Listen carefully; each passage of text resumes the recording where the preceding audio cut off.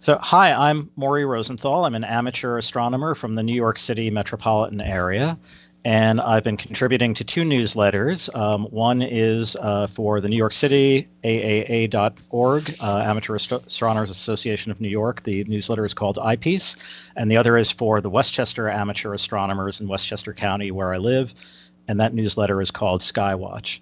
And for both publications, when I floated the idea of interviewing Robin Glover, the developer of SharpCap, people were very excited, and they said, "Do that, please.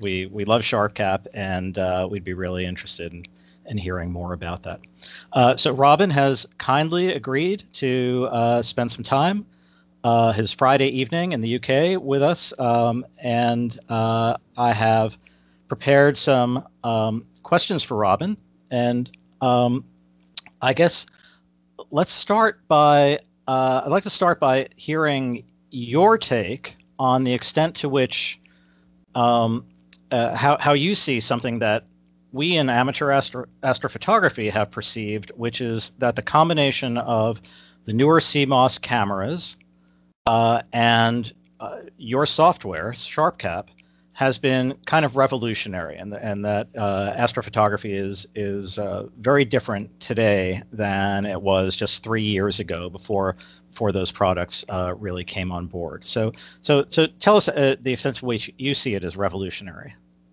Yeah, I think that's a very interesting question. I mean, CMOS has changed an awful lot of things, and CMOS is still changing. When I first got into astrophotography maybe 8 or 9 years ago, when people were taking webcams to pieces and using them to take lunar and planetary images, CMOS was very much the poor cousin of the CCD images. But since then, there's been this fantastic investment by companies all over the world in CMOS technology, because those cameras go into mobile phones, they go into cars that detect pedestrians in front of them, they go into industrial processes. This vast amount of money has been spent, not really for the benefit of amateur astronomers at all, but it has made the CMOS sensors vastly improved over the ones we were looking at 10 years ago. Much less noise, much more sensitive. And of course, you know, companies have now been taking those sensors and putting them into astronomy cameras for us, and we can take advantage of all of those advances in CMOS technology. So that puts us in a great place to use some much lower price cameras than we could see some years ago. But what's very interesting about CMOS is that they challenge some of the long-held beliefs about astrophotography. So for a long time, people have been getting fabulous CCD images by using very long exposures, sub-exposures, so stacking up sub-exposures of 10 to 15 minutes. And there's a very good reason for the people doing that with CCD cameras, but it's kind of become ingrained in the astrophotography mindset that you have to use those long sub-exposures. And people have sometimes perhaps forgotten the science and the reasons behind it for CCD cameras. And it's tricky, really, because our own intuition says that when we use a photography camera and we use it outside, we take a short exposure.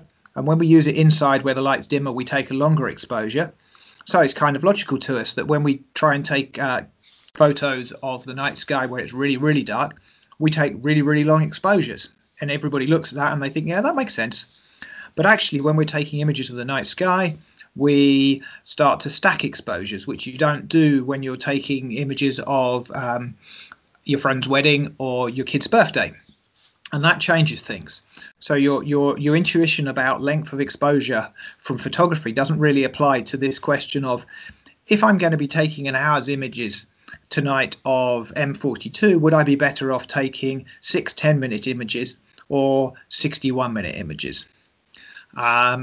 Now, when you dig into the mathematics of this, and I'm not even going to try and talk very much about the mathematics here, but when you dig into it, you discover that the important thing for how long an image a sub-exposure you should take is the read noise of the sensor.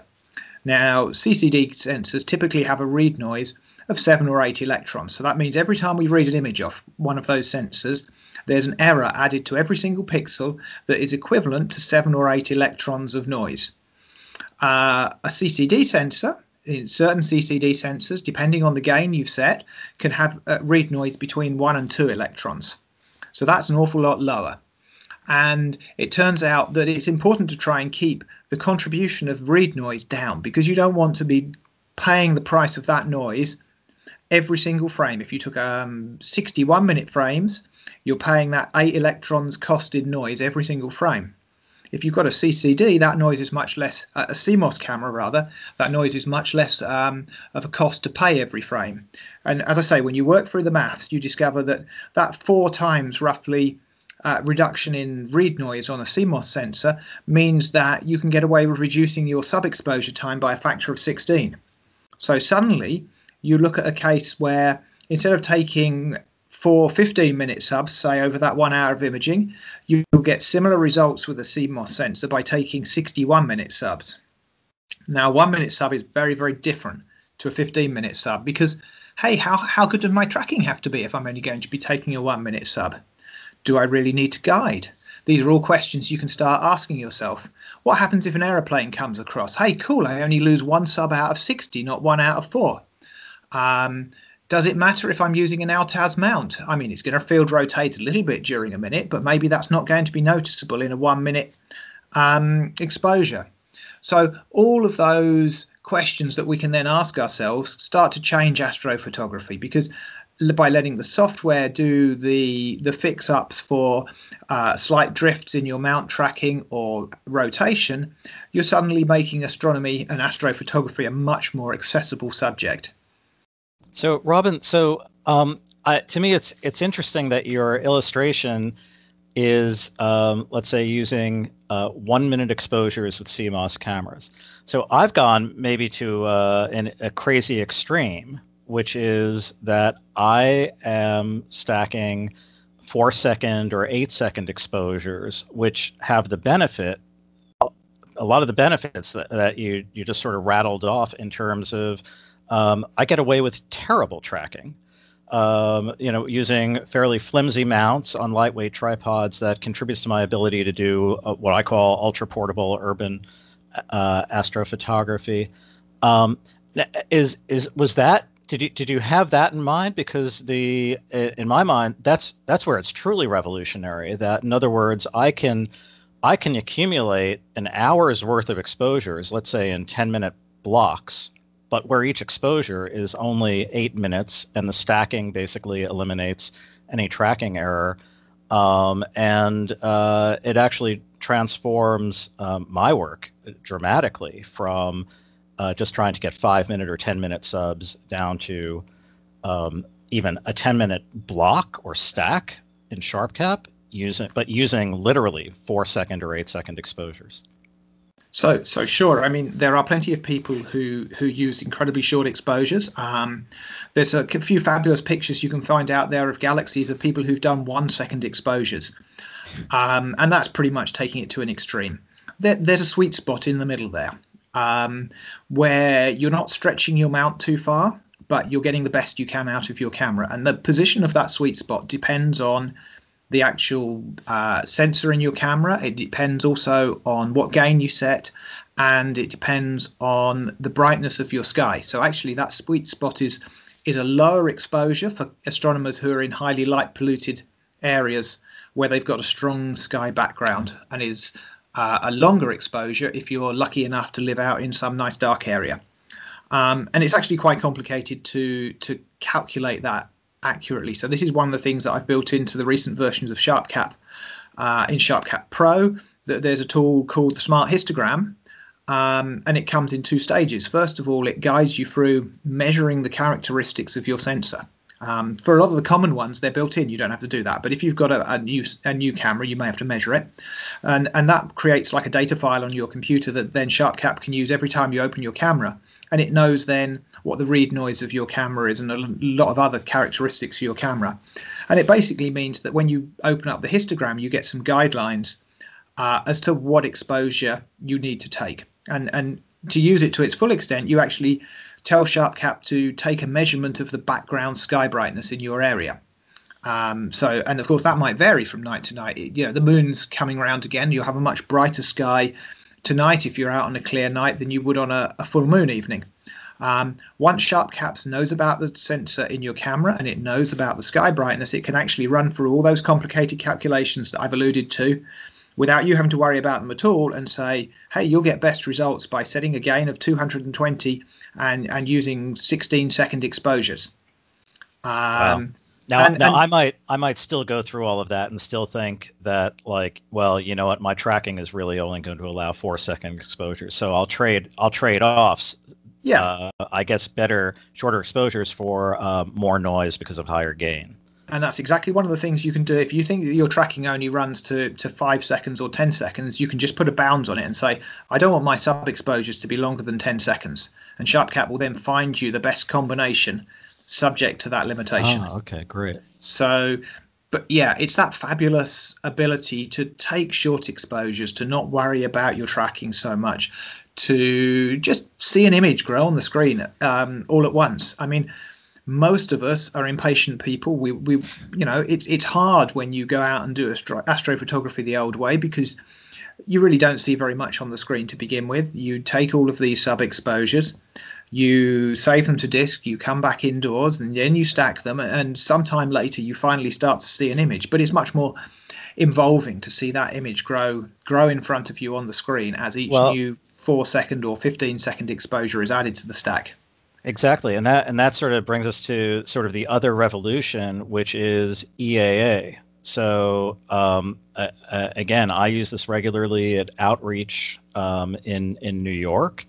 That the SharpCap's live stacking and those short exposures with filtered optics enables me to show some deep sky stuff in real time to people at outreach events. Now, I think sort of the epitome of EAA is that you get an almost instantaneous view on a screen, and mine, build a little bit more slowly than that.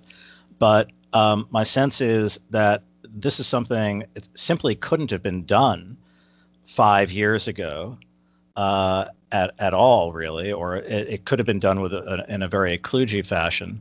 But you've enabled people to use astrophotography equipment, add it to any kind of optics and mount combination, and really effectively, dramatically improve the reach for just a casual night of visual observing, now electronically, rather than processed astro image creation.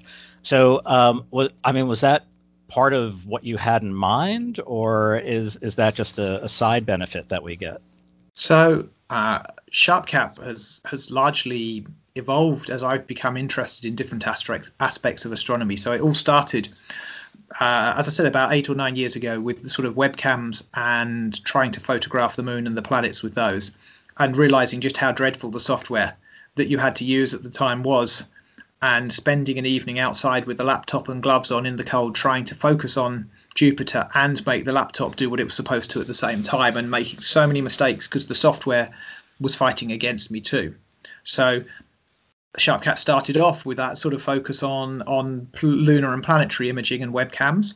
And then as I've become interested in different parts of astronomy, different features have been added to SharpCap. And about 3 or 4 years ago, we started getting EAA tools appearing. Often in those days, they were tied to a particular brand of camera. Right. So, if you'd bought an Attic camera or a Starlight Express, perhaps it came with a tool that worked for those particular cameras, but there was really a lack of tools for the wider range of astro cameras out there. And some of the results that were being got were particularly impressive. And I realized that I already had a piece of software that did at least one of the hard tasks that was out there, which was talking to 5 or 6 different brands of cameras quite reliably. Cameras that could easily do these longer exposures, 5 or 10 or 20 seconds required for EAA. And so there was really only part of the problem left to solve was adding up the frames, aligning them and adding them up. And that was not a desperately hard part of the solution. It was like a light bulb moment for me. Hey, all I've got to do is add this alignment feature, and suddenly SharpCap can be an EAA tool. So it was it was almost that I discovered it hiding in the software itself, that it was there almost ready to be done. And I thought, wow, I can do this. And so, it was literally a few 2 or 3 weeks of work over the summer of, I think, 2015 to suddenly go from no EAA to having a workable live stack in SharpCap and being outside testing it out under the stars. Okay, I think it's been fabulously popular since then. Yeah, I think it's remarkable. I mean, I think you maybe understate it. I actually, in using it in outreach, I will describe what's happening, and I'll say that your brilliant software, because people are looking at SharpCap on my laptop, which has a tablet configuration. So they're looking at the entire display, and I'll point out to them that it's, so every 4 seconds or 8 seconds, it's taking an image off the camera. It's doing a flat subtraction, it's doing a dark subtraction, and then it's registering the stars and averaging it into the stack and I can look at the number in the status in 1.3 milliseconds. And I think you clearly did something extremely creative to get that on-the-fly stacking. Did you use existing algorithms, or did you actually come up with a completely new algorithm for such fast stacking? So the stacking breaks down into sort of 3 or 4 different stages. So first of all, you've got to find some stars. And, I use an existing algorithm for that. That one's been well solved, and there's no point in going out there and writing it yourself. Then you've got to match up the patterns of stars in the stack with the patterns of stars in the latest frame that have come in, so you can work out the alignment. That one I wrote myself. There are algorithms out there to do it, but it was a nice, interesting challenge to write one that was definitely going to be fast enough to do myself. It's a little bit like plate solving. And then finally, you've got to transform the frame. So maybe move it 3 pixels to the left, 2 down, and rotate it 1.2 degrees. Again, this is already well solved in software, and there's no need to reinvent that wheel. And then it's just adding it on, which is pretty much simple once you've done all those slightly harder bits of finding the stars, aligning, and transforming. Well, I am very grateful for your figuring that out, because it's given me a very cool hobby. It's certainly brought more targets within reach of outreach, because, before you'd have been showing the moon, you'd have been showing any planets that happen to be within reach, but the deep sky stuff, as you say, you'd have been constrained by time to get anything meaningful before somebody who's never seen astronomy before perhaps loses interest and wanders away. Yeah. So you've already covered this in part of your answer, but I just want to confirm that by background you have a day job and you're a software developer, and in effect you kind of wanted to solve these problems for your own account, and that's sort of what led you down that path of building this software. Is that a fair summary? Yeah, pretty much. I've been a software developer for many years. I have a day job where I write software in a completely different area. My software ends up being used by law firms, and it's completely different to SharpCap, but both of them are interesting. But it was just struggling to use the capture tools that were available several years ago, and I think maybe people who were into the scene then will remember things like AMCAP and WX Astro Capture, which were just trickier to use. And I used to go outside and try and capture the moon, and I'd take one video and then I'd press snapshot capture again, and I'd realize I just wiped over my previous file with a new one. And it was little things like that made me realize that this software that we had was not designed to be used by people struggling with focusing and tracking at the same time using a laptop in the dark. It needed to be something that was more foolproof. Yeah, I think there's a lot of that in amateur astrophotography. I was very impressed when I first started tracking with PhD to read Stark's description of very similar phenomena, that he was so tired of being eaten alive by mosquitoes that he felt a need to use his programming skills to build a more robust and easier to use tool to get tracking up and running on any computer with any guide camera and so on. So there's a big parallel. I don't know. I've never met him. I don't know if you've met him, but I think there's 2 stories that yeah, two guys who we're all very grateful to for providing these tools. So let's move on to one last topic, which is the future. What do you envision as the next best things? I mean, I've got three or four I can give you my wish list for what I'd like to see next in SharpCap. Probably probably impossible things like, can you image through clouds, please? No, and the cloud dispersal feature never works. I keep trying to write one, and it never works properly either. Yeah, that one. Well, so fix that, you get a Nobel Prize. Yeah. But what do you see as the most important, sort of next steps in the future? And then I'll bounce my four ideas off of you. So things that I'm definitely aiming to improve is, one thing is I want to have a sequencer tool in SharpCap so that people who do more complicated imaging runs, perhaps with filter wheels and so on, can build a sequence to take 100 frames, change the filter wheel to the red position, take another 100, move the filter wheel to the blue position, etc., etc., etc. This is a fairly frequently asked for feature by the sort of more power users of SharpCap. So that's one way that I want to expand things. Another is that I'm always looking into ways that the image can be improved by the software. So there are the cameras that we use now, the CMOS cameras, are not designed with astrophotography in mind. They're designed for industrial processes. They're designed for small format cameras, like little pocket cameras and things like that. So the guys who build them, Sony's technicians who design one of the sensors that you've got in your camera, or whichever manufacturer it is, they don't go out and take 2 or 4 minute exposures in the dark and then stretch them almost to the point that they're ripping apart the levels to see what the output looks like, because that's not what the cameras are designed for. But that's what us astrophotographers do. And so we typically expose flaws in the cameras, and some of these flaws we correct with dark subtraction, like amp glow. Another flaw that's become prevalent in some of these CMOS cameras that we're using is that you see a slight variation in brightness between different lines in the image. So sort of horizontal banding in the image. Mm-hmm. So the latest version of SharpCap has a tool that's helped suppress that in the individual frames as they're captured. So it looks for that sort of pattern in the image if you've turned this tool on, and tries to wipe it out for you to reduce that. Oh, so nice.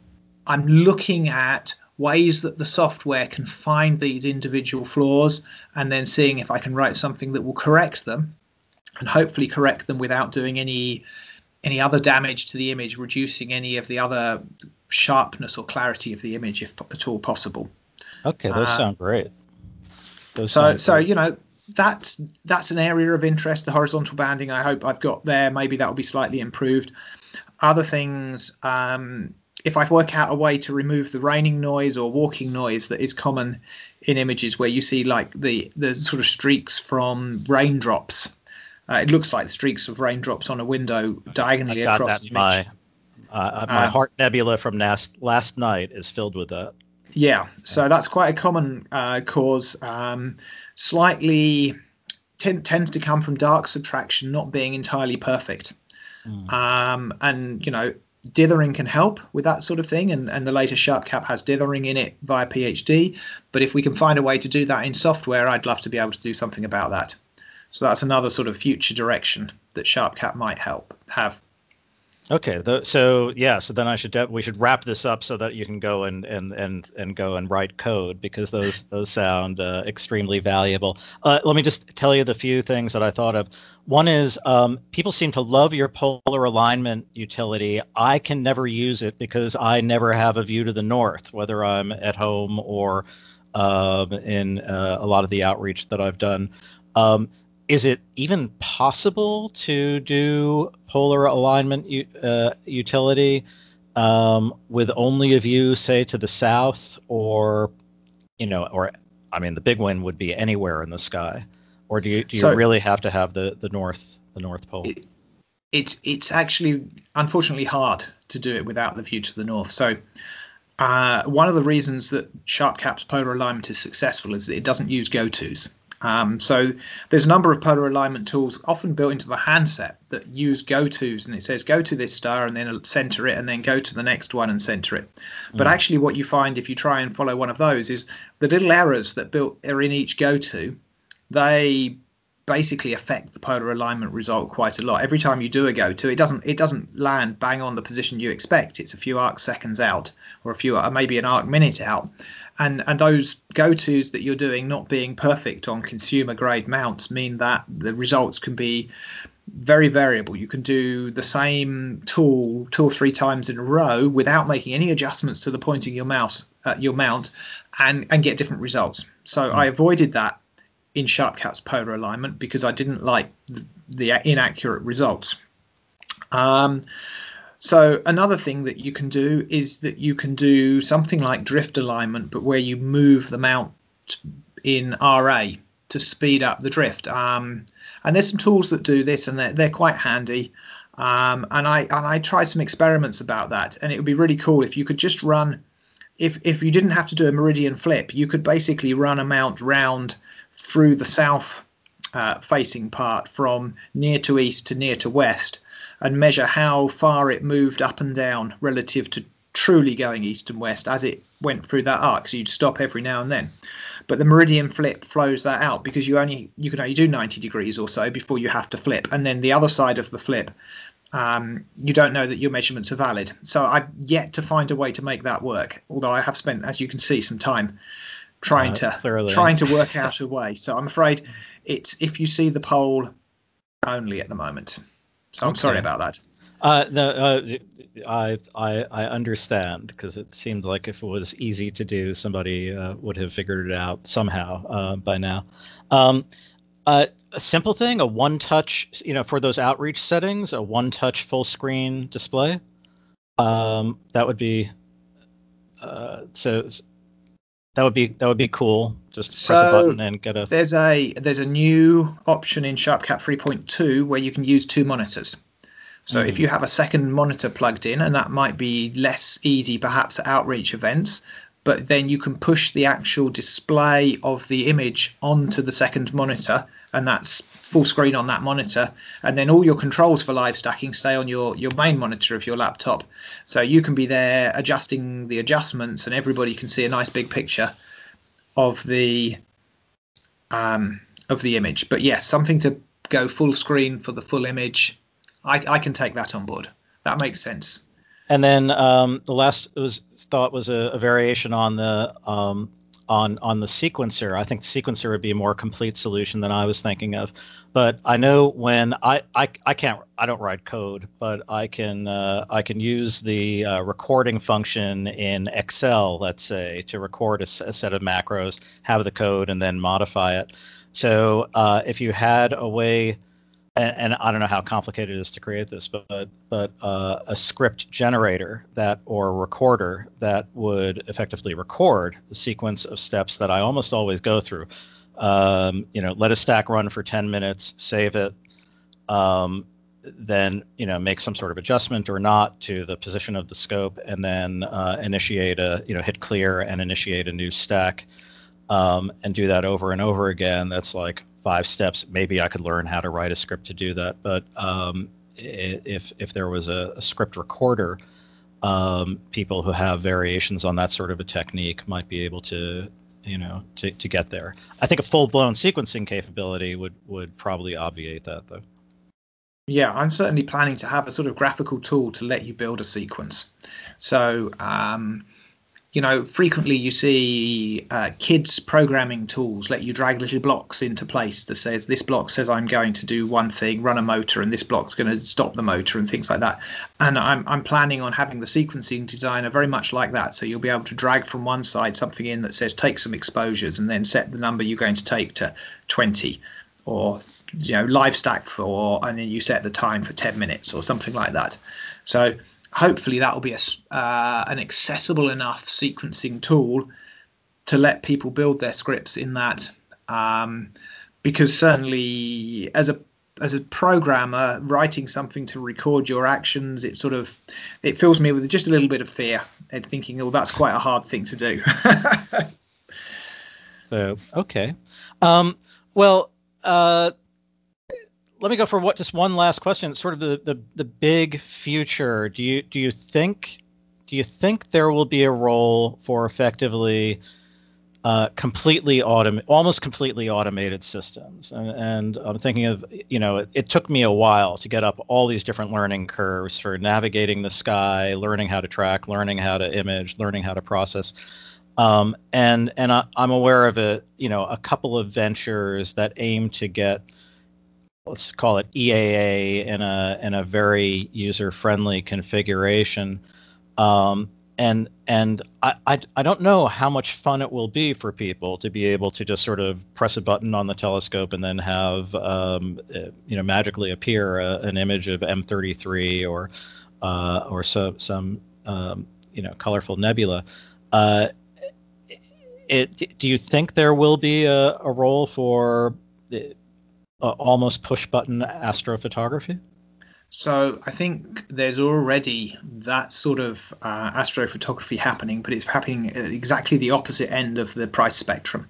By people who, perhaps live somewhere like Britain where the weather is dreadful on average, and want to do more imaging than they get to do of a British nighttime. So they may rent an astronomy site, typically in Spain, is quite common for people who do that sort of thing here, and they put their equipment there, and they have remote access to a computer there that runs the equipment. But it's very much at the other end of the price range, with very expensive mounts and very expensive kit, because in order to make that sort of thing that you're describing, the fully push button automated stuff work, it has to be so very reliable.